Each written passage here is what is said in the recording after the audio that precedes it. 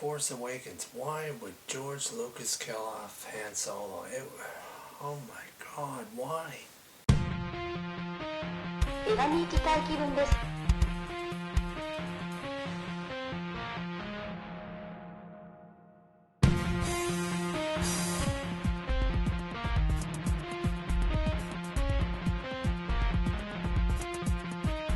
楽しみにしています。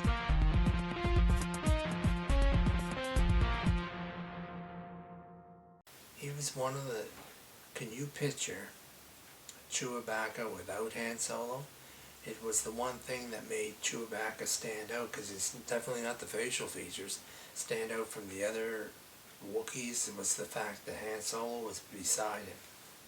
I love the fact that Han Solo got to use the Wookiee's gun for the first time, and he was quite impressed by using it. And, you know, he floored him, I guess. It showed it in the film.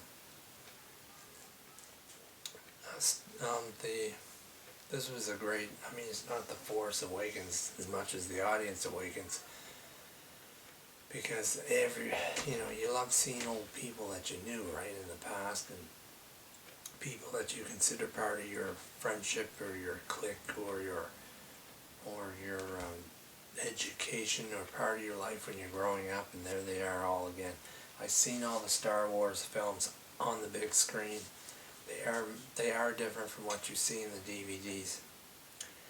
And I know that because I watched all these films. When I saw a film that I liked, I would go to the theater and watch it 8 times. It's because I wanted to make sure I burned it into my memory and it was there always. And that's how I watched the Star Wars films when they were on the movies. I watched them 8 times each.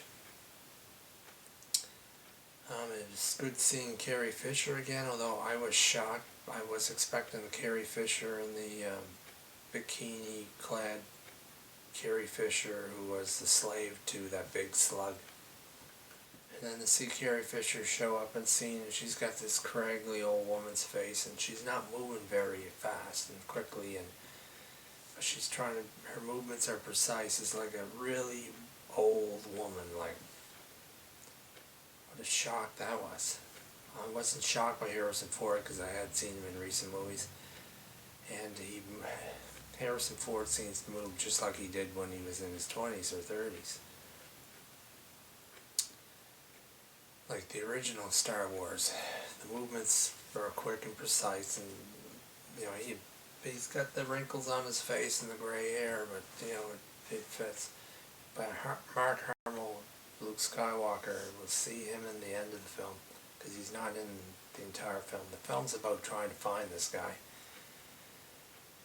But Luke Skywalker was, God, when I seen him in all that gray hair and his big bags under his eyes and all scarred up, because he was in a car accident during the making of the second Star Wars.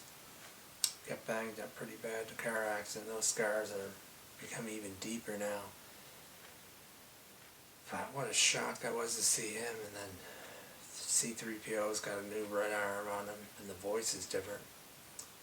It's still that high-pitched voice, but it's definitely different.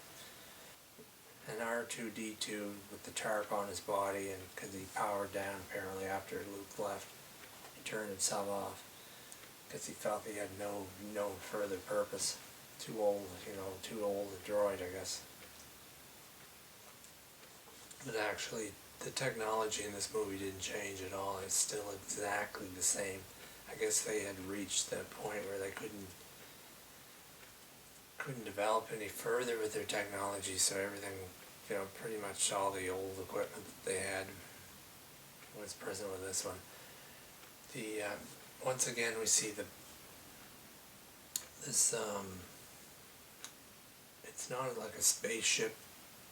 You remember the Death Star. The Death Star is actually a planet now. They hid the Death Star by creating a Death Star with a planet. It looks exactly like the Death Star, but they went inside of it, cut it all apart, built their own Death Star in the last, 35 years, I guess they were working on it.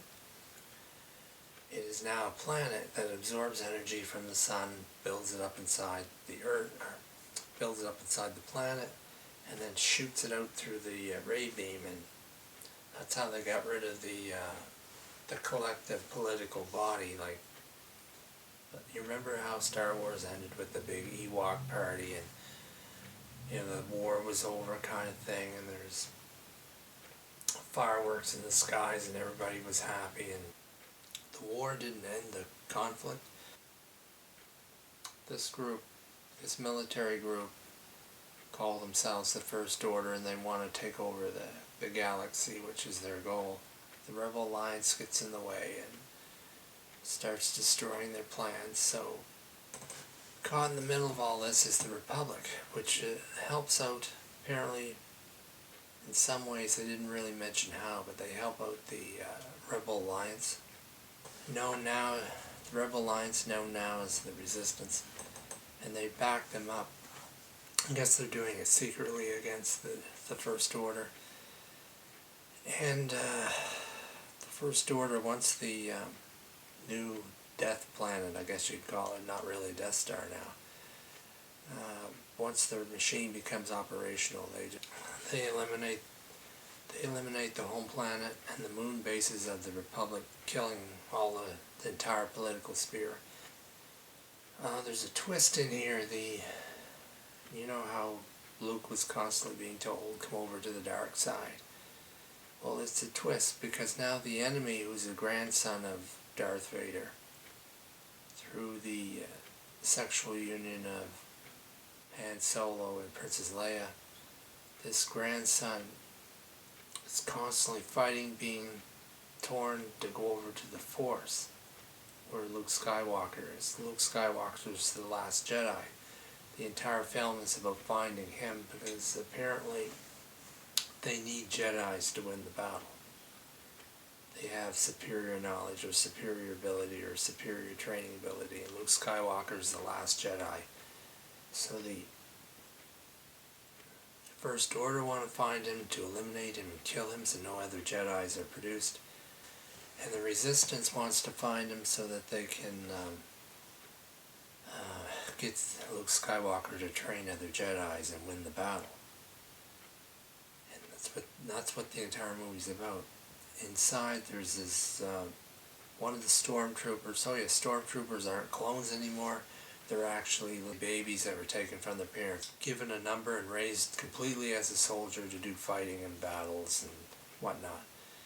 And one of them just has a conscience, and I think maybe it's because the Force Awakens and takes one of these stormtroopers to join up with another girl who had the Force Awakens in her as well. This marauder, she's kind of like a junk dealer. She just goes around working for this guy, picking up scrap metal and pieces and parts and selling it back to him for food and survival funds. The Millennium Falcon's back. This junk dealer actually owned it. It was stolen several repeated times, and Chewie and Han Solo eventually get it back. They do eventually find Luke Skywalker in the end of the film, and that's where the film ends there, because Luke's quite messed up. He was training a bunch of kids to become, or young adults to become future Jedis, and apparently one of them, the grandson of Darth Vader, who he was training, he was sent there by Princess Leia and Han Solo, sent him there for training. He somehow connects with this real evil, large projection guy and turns towards the dark side. He completely wipes out and destroys all the in-training Jedis, and leaves Luke Skywalker alone, because I guess he can't battle him. And in the end, Luke Skywalker is so messed up by the destruction and the death here that he goes off by himself to think, where have I gone wrong? Or he goes off to this place where the Force and the dark side do this yin and yang thing where they meet together, and they're at this temple. The two spiritual forces are at this temple where they are in harmony. and that's where they find him at the end of the movie. There's a new robot in here. It's just a revolving, rolling robot. It's really cool. I've seen one in the store. They actually made it work. So this is a hell of an adventure movie. I really enjoyed this, seeing the old crews back together again. Did not like seeing Han Solo being killed with a lightsaber through the guts, just like Quan. He died like Qui-Gon Jinn. And Chewie just went crazy after that. He just went absolutely berserk, killed everybody in the place.